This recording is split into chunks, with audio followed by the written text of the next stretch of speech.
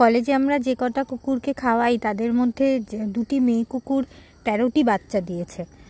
তো তাদের মধ্যে 11টি বাচ্চা এখনও কলেজে আছে।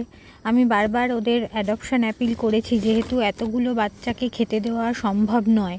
আমরা ওই দুটি মেয়ে কুকুরকে স্টেরিলাইজ করে দেব 3 মাসের মধ্যে, কিন্তু আপাতত এতগুলো বাচ্চার খাবার জোগাড় করা বা তাদের দেখভাল করা সম্ভব নয়।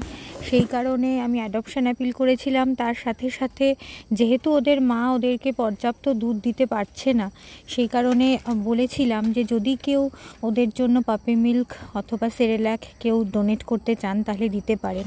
তো আমার সেই ডাকে সাড়া দিয়ে অনেকেই পাঠিয়েছেন। পল্লবী, দেবাদ্রিতা, সুদেশনা, মৌমিতা, ইন্দ্রাণী, মহাশ্বেতা, প্রণতি, পিয়ালি, শ্রেষ্ঠা, প্রিয়াঙ্কা, সায়নী, মধুচন্দাদি।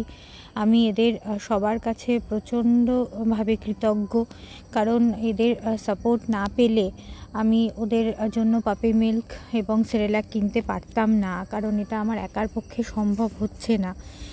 তো আজকে আমি সেটাই নিয়ে এসেছি। পাপি মিল্ক ওরা খাচ্ছে, ওরা যেহেতু প্রথম খাচ্ছে, ইউজ টু নয়, তাই বুঝতে পারছে না, কিন্তু ঠিক আছে। ইনি যেমন একটু বেশি এক্সপার্ট। ভাল লাগছে? কি সুন্দর খাচ্ছে তো তুমি। ওদের মা আবার চারপাশে ঘুরে ঘুরে দেখছে যে আমি কি করছি, কি খাওয়াচ্ছি, কি করব। ওদের মায়ের যদি ঠিকঠাক মতন দুধ থাকতো তাহলে তো ওদের আর এই ব্যবস্থাটা করতে হতো না, কিন্তু এতগুলো বাচ্চা তো স্বাভাবিক ওদের মায়ের পক্ষেও। ওদের মাকেও প্রচুর খাওয়াচ্ছি আমরা। তুই খাবি? এই যে এই বাচ্চাদেরকে একটু সেরেল্যাক এবং তার সাথে ভাত একদম পেস্ট করে নিয়ে এসেছি, কারণ সেরেল্যাকের এক একটা প্যাকেটের দাম 450 টাকা। তো যেহেতু এতগুলো বাচ্চা, তাহলে আমি যদি শুধু সেরেল্যাক খাওয়াতে যাই একদিনেই 1 প্যাকেট শেষ হয়ে যাবে। সেই কারণে ভাত চটকে মিশিয়ে খাওয়াচ্ছি। আপনারা প্রার্থনা করবেন যেন ওরা সুস্থ থাকে।